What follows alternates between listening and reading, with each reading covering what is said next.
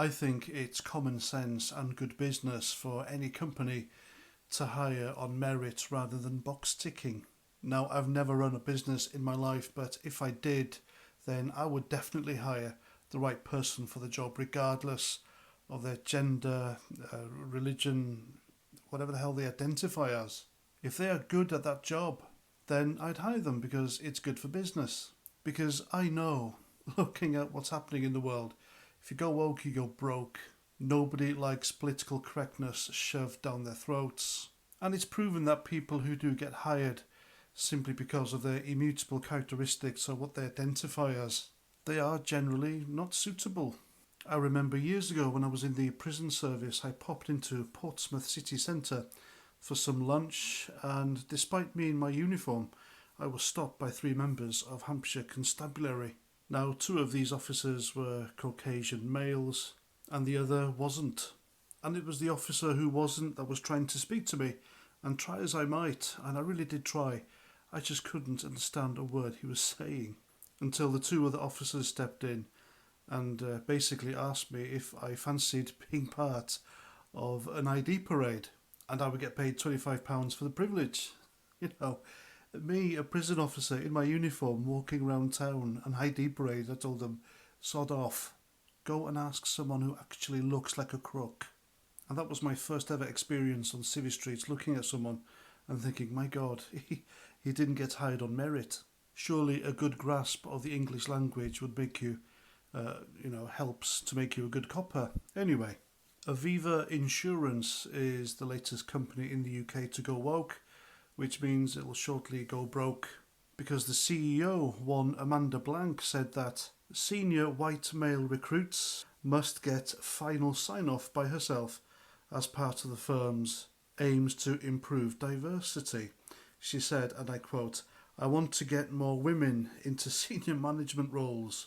My belief is if you have more women in senior management roles, then this behaviour will go away." And the behaviour she's on about is that she thinks that all senior white males get management jobs by asking their mates for them. And she wants to eliminate that. And so, because of her belief in this mythical privilege that my demographic have, then she's deprived a few men of their jobs who were probably good and had merit to work at AVIVA Insurance. But because of her woke ideology and beliefs, then the company's missed out, haven't they? I just wish, as a Caucasian man, I could use that privilege to get any job I wanted. But of course, it's not true, is it? Like many ordinary people, I've applied for jobs and been turned down. And I would hope that was in favour of someone who had the skills or had merit. And in conducting research into this Amanda Blank woman for this video, I've just read a few things she said, and she clearly has issues with Caucasian males, and she said quite some derogatory stuff, which are, in my opinion, bordering on misandry. And her policy towards us here, and I'm sure I can speak on behalf of my demographic here, it must be illegal under human rights and employment laws.